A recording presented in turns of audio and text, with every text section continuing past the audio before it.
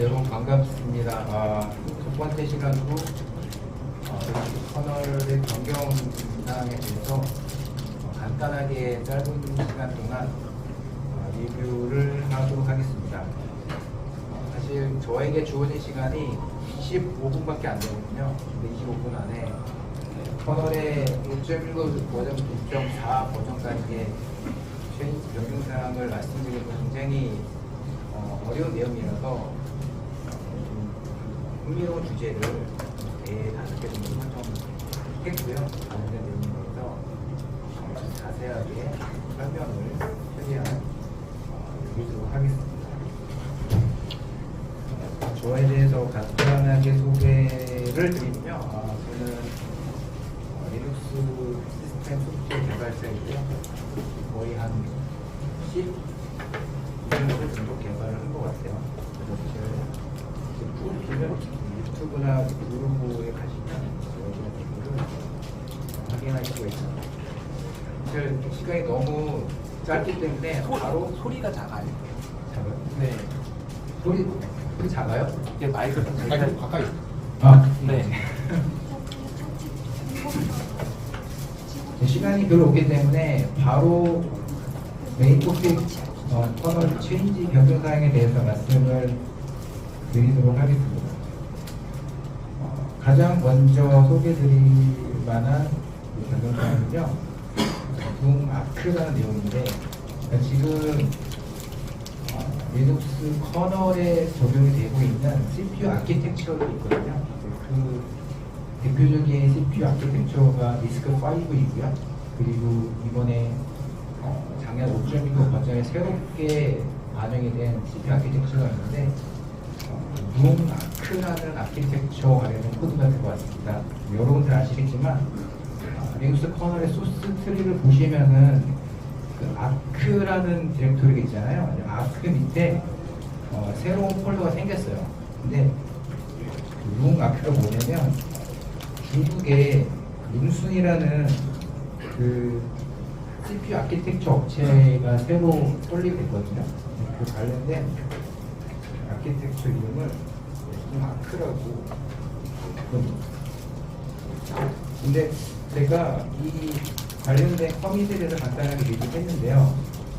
이게 리눅스 커널을 처음 배우시는 분들이 리눅스 커널의 소스 트리를 보시면 아시겠지만 너무 당연한 얘기지만 어떤 RTOS든 소프트웨어이든 간에 다 CPU 위에서 구현이 되고 구동하거든요. 그렇기 때문에 이 관련된 커밋을 여러분들이 확인하시게 되면은 CPU 아키텍처와 리눅스 커널과의 인터페이싱 되는 루틴이 어떤 루틴이다라는 사실을 여러분들이 확인을 하실 수가 있습니다. 그래서 관련된 커밋 정도는 이와 같습니다. 그리고 리스크5와 관련된 새로운 피처들이 굉장히 많이 반영이 됐어요. 1년 동안에. 그래서 여러분들 그 K-덤프라는 기능을 아마 아실 것 같은데요. 그 리눅스 커널, 메인라인 커널에서 제공하고 있는 그 크래시 덤프 기능이죠. 관련된 피처가 굉장히 많이 들어가거든요. 그래서 지금 여기 소개드리는 KEXE5 패닉, 그리고 애들 아크, 크래시, 세이브, VM4 서포트 이런 펌이 들어왔는데 특히 아크를 포함해서 리스크5와 관련된 커밋은요, 대부분 중국 개발자분들이 많이 컨트리뷰션을 하고 있습니다. 근데 흥미로운 사실은 중국 개발자분들이 오픈소스 커뮤니티에서 컨트리뷰션을 하면은 맹비난을 하더라고요. ARM 개발자분들이 이거 짝퉁 아키텍처다, 깁스를 베낀 거다, 그런 얘기를 굉장히 많이 하고 있는데, 아무튼 중국에 있는 시스템 개발자분들이 ARM보다는 리스크5 그리고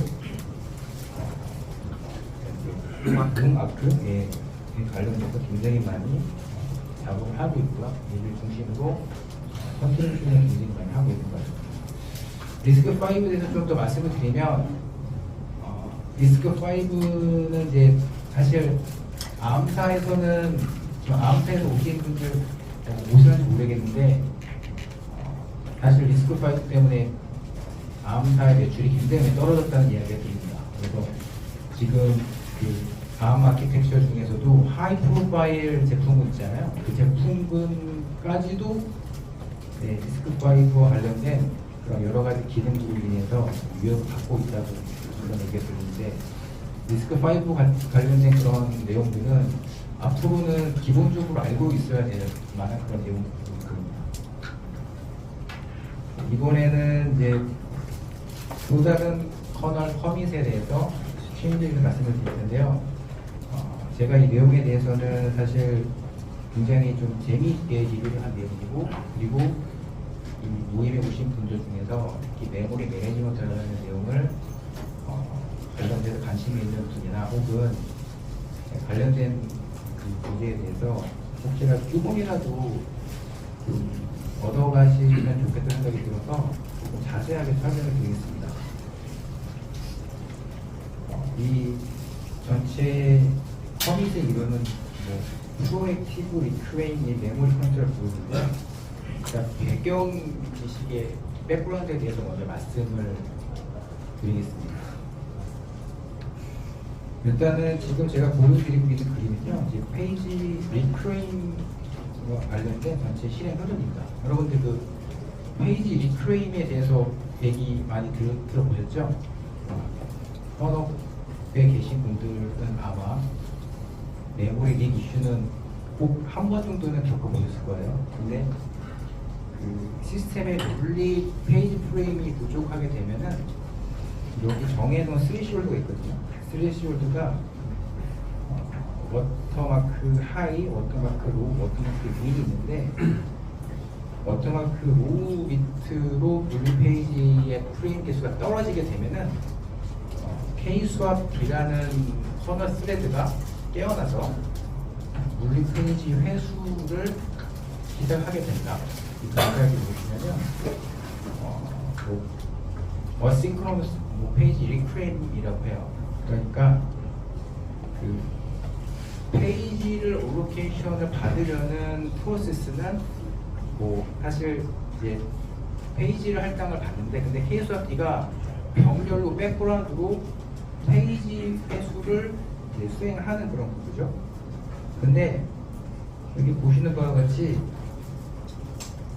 K-swap이라는 프로세스가 페이지 회수를 계속 수행을 해도 이제 계속 이 메모리 릭 현상이 있게 되면은 이제 물리 페이지 양이 계속 떨어지게 되죠. 이렇게 되면은 그러니까 이 K-swap가 아니라 물리 메모리 페이지를 할당하려고 하는 프로세스가 페이지 리크레임의 동작에 관여하게 됩니다. 이런 동작을 다이렉트 페이지 리크레임이라고 해요. 그러다가 이제 계속 이제 이 그래프를 보시는 바와 같이 워터마크 로우로 이렇게 스레시홀드 위로 물리 페이지 개수가 이제 페이지 리크레임을 수행을 해서 올라가게 되면은 되고, 그리고 워터마크 하이까지 물리 페이지를 회수하게 되면은 그때부터는 K-swap가 슬립에 진입을 하는 그런 구조입니다. 그러니까 제가 이 페이지 리크레인과 관련된 전체 구조에 대해서 말씀드린 이유가 뭐냐면, 제가 설명드리는 이 패치와 연관이 되어 있기 때문이에요. 두 번째 중요한 내용은요, 페이지 리크레인과 관련된 자료 구조인데요. 여러분들 다 아시겠지만 릭스 커널에는 5개의 LRU 리스트가 있습니다. 첫 번째가 액티브 페이지 캐시이고요. 두 번째는 인액티브 페이지 캐시. 세 번째는 액티브 어나이너스 페이지, 그리고 인액티브 어나이너스 페이지인데요.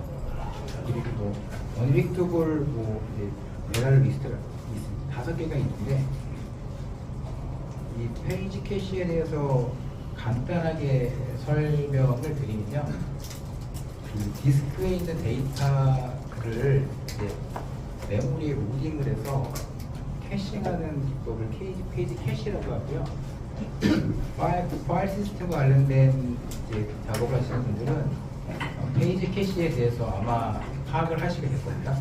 근데 그 처음에 페이지 캐시로 어떤 페이지가 할당이 되게 되면 여기 보시는 것과 같이 인액티브 리스트 있죠. 여기 보시면 MRU라는 요 비트로 해당 페이지가 위치를 하게 됩니다. 근데 여기 보시는 것과 같이 그 페이지 캐시 같은 경우는 디스크에 있는 데이터를 DDR에 로딩을 해서 그러니까 디스크에 있는 그 어떻게 보면은 디스크에 접근하게 되면은 속도가 굉장히 오래 걸리잖아요. 그렇기 때문에 이 내부에서 해당 페이지 캐시에 대한 레퍼런스가 있는지를 주기적으로 체크합니다.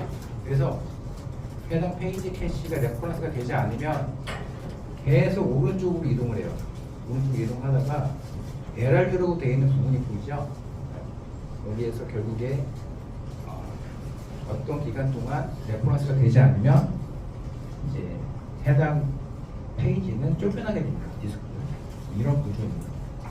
그리고 어나이언스 페이지 같은 경우는 유저 스페이스에서 뭐 스택을 할당한다거나 하는 경우에는 대부분 어나이언스 페이지로 이제 커널을 관리를 하게 되는데요. 마찬가지 구조로 처음에 어나이언스 페이지가 생성이 되게 되면 여기 보시는 것과 같이 인액티브 리스트 이쪽 보이는 MR 리스트 있죠? 이걸로 페이지 프레임이 위치를 하게 됩니다. 근데 마찬가지로 원하이너스 페이지 같은 경우도 레퍼런스가 되지 않으면 계속 오른쪽을 밀어납니다. 그래서 이쪽에 LRU에 보이는 이 부분까지 이동을 하다가 레퍼런스가 되지 않으면 그러면 또다시 쫓겨나게 되는 것이죠. 그러니까 이게 굉장히 메모리 매니지먼트와 관련된 그 연구를 하시는 연구실을 내서 굉장히 많이 연구를 하고 있는 분야이기도 하고요. 그래서 이와 같은 구조로 페이지 리프레임이 이제 수행을 하게 됩니다. 근데 메모리 릭이 유발이 돼서 페이지 리프레임을 아무리 수행을 해도요, 계속 메모리 릭으로 인해서 유닛 페이지 개수가 줄어들게 되면 결국에는 OM 킬러가 이제 실행되게 되거든요. 그렇게 되면은 결국에는 이제 여러분 다 아시겠지만 강제로 막 커널 패닉을 유발을 해서 덤프를 떠서 디버깅을 하는 그런 구조로 그런 방식으로 디버깅을 합니다. 제가 장하게 설명드린 이유는 지금 설명드리는 패치와 관련된 백그라운드 그 내용에 대해서 여러분들 이해를 돕기 위해서 좀 백그라운드에서 설명을 드렸는데요. 이번에 적용된 패치가 무엇이냐면 이 내용입니다. 이렇게 에코 그리고 이제 리크레임을 하려는 그 메모리의 그 양 있죠. 1기가로 되어 있는데 1기가의 만큼 메모리 양을 이렇게 메모리 리크레임이라는 노드에다가 지정하게 되면은 유저 스페이스에서 바로 페이지 리크레임이 유발이 되게 됩니다. 그래서 관련된 소스 코드를 이제 간단하게 소개해 드리면 지금 다이렉트 페이지 리크레임 동작할 때 그때 호출이 되는 커널 API들이 이렇게 보이고요. 그러니까 보시는 바와 같이 유저 스페이스에서 지정된 메모리의 그 양에 따라서 페이지의 개수를 컨버팅한 다음에 그 다음에 계속 여기 보이는 API를 호출하면서 페이지 리크레임 수행을 하게 됩니다. 그래서 저는 굉장히 이 페이지 보고 흥미롭게 느꼈는데요. 이 버전이 커널 9.1도 버전에 적용이 됐는데 요 커밋만 여러분 반영하신 다음에 한번 요 그 페이지 리프레임을 유저 스페이스에서 실행하게 하는 그런 테스트를 한번 실행하시게 되면 좀 더 퍼포먼스적으로 이득을 좀 보실 수 있게 되지 않나 생각했습니다.